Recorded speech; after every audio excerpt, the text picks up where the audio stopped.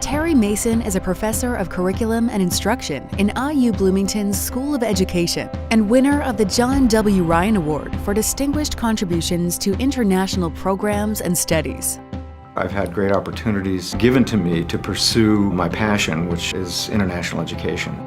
I think because of the history and the tradition of global and international engagement here at Indiana, I've been able to take advantage of that and really do what I think are some interesting things. We've had here in the School of Education a good fortune to have received a number of very large grants to do educational work in developing countries largely.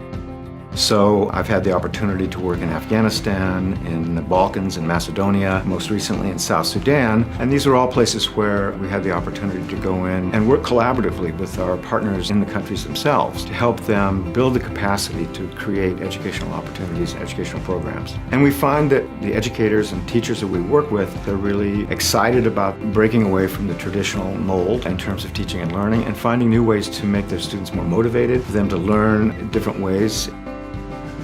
The obstacles in some developing countries to providing high-quality education are significant in many cases. If you go into a developing country, you'll find that there are really very few opportunities, fewer resources, and sometimes the traditions in countries provide obstacles for certain individuals to have access to education, particularly women.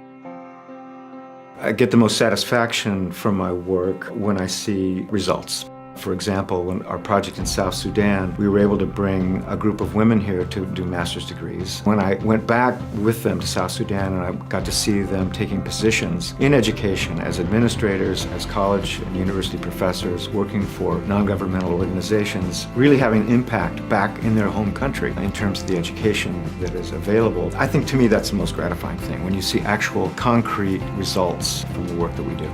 Terry deserves to get the award for a number of reasons. He's helped a lot of different countries. Terry always says we need to make sure that things stay beyond us. I think he's really put IU teacher education on the map.